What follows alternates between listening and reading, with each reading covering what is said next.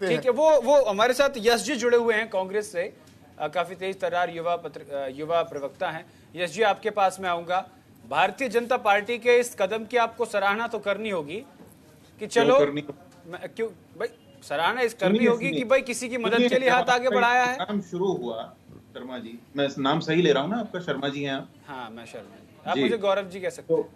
हाँ, तो जब ये प्रोग्राम आपका शुरू हुआ तो बड़े उत्साह से आपने विपक्ष के लिए बोल के कहा कि ऐसा सरकार कह रही है, लेकिन आपने ये नहीं कहा ऐसा सरकार विपक्ष कह रहा है। सुनिए, उसके बाद अभी जब एक सज्जन ने अपनी बात रखी तो आपने कहा मुझे इस बात की बड़ी खुशी है। आपको क्यों खुशी है? आप तो निर्लिप्त रहिए ना। खुशी व्यक्त करने के लिए तो आलोक वत्स जी आए हैं आज। और ये मैं क्यों कह रहा हूँ, क्योंकि एक तो ये सौगात मोदी, ये 80s की फिल्मों के विलन वाले आइडिया चुरा चुरा के बीजेपी अपना कैंपेन चलाती है। आपने कभी पूछा है कि मणिपुर में कब सौगात देंगे? ठीक है। और ये सौगात मोदी, मतलब इसको क्या मोदी जी पैसा दे रहे हैं इस पूरे कैंपेन का? कहां से आया है पैसा? बीजेपी कर रही है, ऐसा आपकी रिपोर्ट में बोला गया। इसका पैसा कौन दे रहा है? ठीक है। और ये एक दिन, होली के दिन, ये बिहार में एक मुस्लिम को पीट के मार देते हैं कोई ना कोई कारण बता के, और ये अभी सौगात बता रहे हैं, एहसान बता रहे हैं जनता पे। उस जनता पर जिसने इनको वोट देकर कुर्सी दी है, उसको ये सौगात देंगे। ठीक है। पब्लिक का जो खजाना है, सरकारी खजाना, वो बीजेपी का या मोदी जी का या आलोक वत्स जी का नहीं है, पूरे देश का है।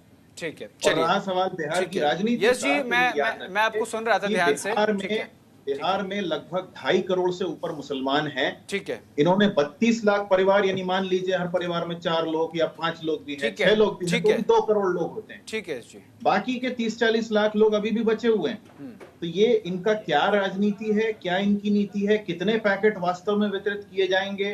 पैसा कहां से आ रहा है? अगर मोदी जी का नाम है तो क्या नीतीश बाबू को ये बाहर कर रहे हैं? ये तमाम सवाल होने चाहिए। या फिर आप चाहें तो हम सब इस चीजी कॉन्वर्सेशन में एंगेज कर सकते हैं आलोक वत्स जी के साथ कि सत्ता ऐसा कर रही है, विपक्ष वैसा कर रहा है। ये समझने की जरूरत है। आपकी ड्यूटी हमसे भी ज्यादा बनती। मैं अपनी ड्यूटी निभा रहा हूं और मैं आपके सवालों का जवाब देता हूं। मैंने आपको बड़े इत्मीनान से नहीं, आप मत दीजिए। नहीं, आपने मुझसे सवाल किया ना। मुझे इस बात की खुशी है, मैं इस देश का नागरिक हूं और बाद में पत्रकार हूं, और इस देश में जितना अधिकार हिंदुओं का है उतना मुसलमानों का है। अगर मेरे मुसलमान भाइयों को कुछ मिलेगा तो मैं उसका स्वागत करूंगा। कैसे मिलेगा, कहां से मिलेगा, वो बात की बात है। वो सौगात उनको मिलने जा रही। मणिपुर को कब सौगात मिलेगी एंकर महोदय? यही तो मैं पूछ रहा हूं। अभी हम बात 32 लाख परिवारों की कर रहे हैं, अभी हम बात ईद की कर रहे हैं। जिस दिन मैं मणिपुर पर डिबेट करूंगा मैं आपको बुला लूंगा। मणिपुर एक बहुत बड़ा मुद्दा है। मणिपुर बहुत बड़ा मुद्दा है देश के लिए। मणिपुर बहुत बड़ा मुद्दा है, लेकिन आज मुद्दा यह है कि विपक्ष, अगर मोदी सरकार मुस्लिमों के लिए करती है तो सवाल उठाया जाता है, और विपक्ष मुस्लिमों के साथ सौतेले व्यवहार का भी आरोप लगाता है। इस सवाल का जवाब मैं आलोक वत्स जी आपसे लूंगा। ठीक है। यश जी कह रहे हैं साफ तौर पर ये पैसा मोदी जी का है, जो मोदी सौगात मोदी दी जा रही है। ये पैसा कहां से आ रहा है उसका हिसाब यश जी मांग रहे हैं। आलोक जी, ठीक है, पहले सौगात बढ़ जाने दीजिए, ईद मन जाने दीजिए, उसके बाद ये आरटीआई के थ्रू पूरा हिसाब ले लेंगे, जो भी इनको हिसाब चाहिए। ये फालतू बातें सुनने तो नहीं बैठे हम। सरकार से सवाल करो और ये हाथ बांध के बोल दे कि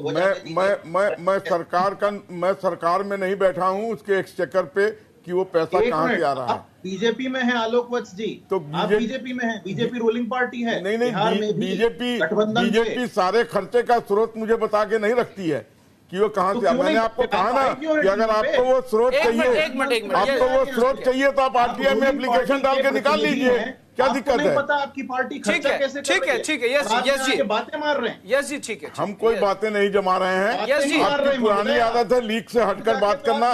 बात होगी आम की तो आप इमली की बात करेंगे। अभी बात हो रही है सौगात की तो आप मणिपुर चले गए। मणिपुर का रोना तो आप कितने दिन से रो रहे हैं, लेकिन मुझे आपको कहने में थोड़ी सी शर्म आ रही है। शर्म तो आपको आनी चाहिए कि बार 0/0 पर आउट हो रहे हैं। कम से कम 1-2 रन भी तो बना लीजिए, कहीं जनता का विश्वास कहीं से तो जीतिए, कुछ तो कीजिए कि आप बराबर 0/0 पर आउट हो जाते हैं। और कम से कम इनिंग्स खाता तो खोलिए। ठीक है, चलिए, ठीक है। और आपका गठबंधन है क्या? ठीक है। कौन सा गठबंधन है? ये भाषा, ये डिबेट और भाषा, मैं दोनों से निवेदन करूंगा।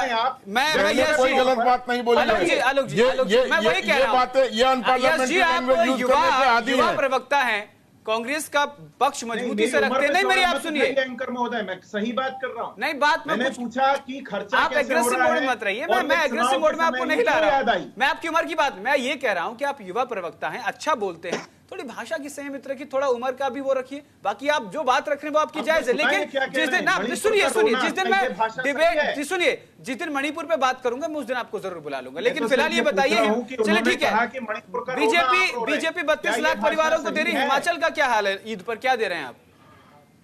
हिमाचल में हम ओल्ड पेंशन स्कीम चुनाव जीतते से ही दे रहे हैं। वहां ये चुनावी मौका परस्ती नहीं करते हम। नहीं, ईद पर क्या दे रहे हैं? वहां के लोगों को ओल्ड पेंशन स्कीम चालू है, सरकार ने हमारा एरियर्स रोक रखा है, उसके बाद भी चालू है। ठीक है, ठीक है। हमसे सवाल करने से पहले ये जुमलेबाजों से सवाल करना चाहिए। सिर्फ आपको ठीक है। मैं वहाँ सरकारी महकमे में सरकारी मुलाजिमों को 6 महीने से तनख्वाह नहीं मिली है, उसका भी जवाब दे दीजिए। 6 महीने से तनख्वाह नहीं मिली है।